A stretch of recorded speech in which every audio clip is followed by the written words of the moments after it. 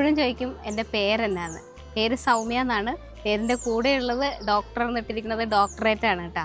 Food ചാനലിന് എന്താ dancing mind എന്ന് പേരിട്ടേന്ന്. അതെന്താ കാരണം എന്ന് വെച്ചാൽ നമ്മളിങ്ങനെ ഒരു ഫുഡ് മാത്രം എന്നുള്ളതല്ലല്ലോ, ഒരുപാട് ഓർമ്മകൾ ഉണ്ടാവും, പഴയ കാലഘട്ടങ്ങളെ ഓർമ്മപ്പെടുത്തുന്ന ചില കടകളൊക്കെ ഉണ്ടാവും.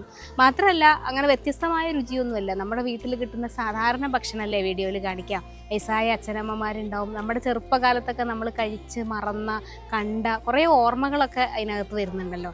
അപ്പോൾ അതുകൊണ്ട് അങ്ങനെ ഓർമ്മകൾ കൊണ്ട് മനസ്സ് നൃത്തം വെക്കുന്ന ഇടമാവട്ടെ എന്ന് വിചാരിച്ചിട്ടാണ് ഡാൻസിങ് മൈൻഡ് എന്നിട്ടത്. യൂട്യൂബിൽ പ്രൊമോഷൻസ് ഒന്നും ഇടാറില്ലേ എന്ന് ചോദിക്കാറുണ്ട്. അപ്പോൾ യൂട്യൂബിൽ പ്രൊമോഷൻസ് ഇടാത്തതിൻ്റെ കാരണം നമ്മൾ ഭയങ്കര സാധാരണക്കാരായ ആളുകളുടെ അല്ലെങ്കിൽ നാടൻ രുചികൾ, നാട്ടുമ്പുറം ഇതൊക്കെയാണല്ലോ പറയുന്നത്. അപ്പോൾ അതിൻ്റെ ഇടയിൽ ഒരു പെയ്ഡ് പ്രൊമോഷൻ വരണ്ടെന്ന് വിചാരിച്ചിട്ട് ചാനൽ തുടങ്ങിയിട്ട് ഇപ്പോൾ 8,40,000 സബ്സ്ക്രൈബേഴ്സായി.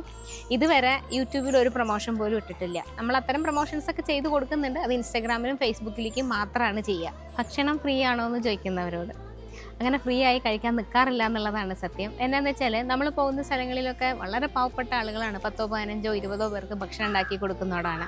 അവിടെയൊക്കെ പോയിട്ട് എങ്ങനെയാണ് നമുക്ക് പൈസ കൊടുക്കാതെ കഴിക്കാൻ പറ്റുക?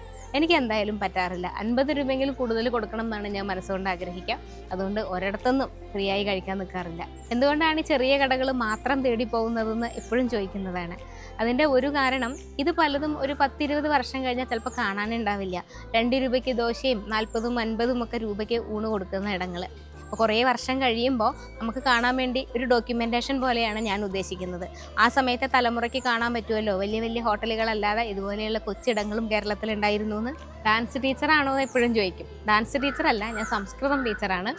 ശ്രീ ശങ്കരാചാര്യ സംസ്കൃത യൂണിവേഴ്സിറ്റിയിൽ അധ്യാപികയായിട്ട് ജോലി ചെയ്യുമ്പോഴാണ് ഒരു ഫുഡ് ബ്ലോഗിങ്ങിലേക്ക് വരുന്നത്. എൻ്റെ ഡ്രീം എന്താണെന്ന് ചോദിച്ചത്, അതൊരു വലിയ ഡ്രീമാണ്. ഒരുപക്ഷെ നടത്തിയെടുക്കാൻ ബുദ്ധിമുട്ടുള്ള കാര്യമാണ്, എന്നാലും നടത്തിയെടുക്കും ഞാൻ എന്തെങ്കിലും.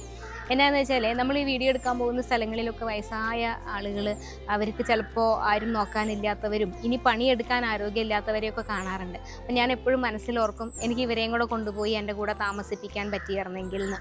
ഒരു ഓൾഡ് ഏജ് ഹോം എന്നുള്ള അർത്ഥത്തിലല്ല, അല്ലാതെ തന്നെ ഒരു വീട് പോലെ എൻ്റെ വീട്ടിലുള്ളവരോടൊപ്പം അവരെയും കൂടെ നോക്കാൻ പറ്റണം എന്നൊരാഗ്രഹമുണ്ട്. അത് ഞാൻ പറഞ്ഞപ്പോൾ ചിലരൊക്കെ പറഞ്ഞു നമ്മൾ സഹായിക്കാൻ തുടങ്ങുമെന്ന്. അങ്ങനെ തുടങ്ങാനും ആഗ്രഹമില്ല. അത് എനിക്ക് എവിടെന്നെങ്കിലും ഫണ്ട് കളക്ട് ചെയ്തിട്ട് തുടങ്ങുന്നതിനെ പറ്റി ഞാൻ ആലോചിക്കുന്നില്ല. എന്നെക്കൊണ്ട് പറ്റുന്നത് പോലെ എനിക്ക് പറ്റുമ്പോൾ അങ്ങനെ അമ്മമാർക്ക് വേണ്ടി ഒരു വീടുണ്ടാക്കണം എന്നൊരാഗ്രഹമുണ്ട്. അതാണ് സ്വപ്നം. എന്താണ് എപ്പോഴും സാരി ഉടുക്കണേന്ന്, അതെന്നാന്ന് വെച്ചാൽ ഞാൻ 10 വർഷം കോളേജിൽ പഠിപ്പിക്കുമായിരുന്നല്ലോ. അപ്പോൾ ഏറ്റവും കൂടുതലുള്ള ഡ്രസ്സ് സാരിയാണ്. അപ്പം അങ്ങനെ ചാനൽ തുടങ്ങിയ സമയത്ത് അതങ്ങ് ഇട്ട് തുടങ്ങിയെന്നേ ഉള്ളൂ. പിന്നെ ഈ കുപ്പിവളകൾ അതിങ്ങനെ ഒരു 8ാം ക്ലാസ്സിലൊക്കെ പഠിക്കുന്ന സമയത്ത് ഇട്ട് തുടങ്ങിയതാണ്. പിന്നെ ഇപ്പോഴും അതിനോടുള്ള ആ ഒരു ആഗ്രഹം തീരാത്തതുകൊണ്ട് എവിടെ കണ്ടാലും മേടിച്ച് ഇങ്ങനെ വെച്ചുകൊണ്ടിരിക്കും.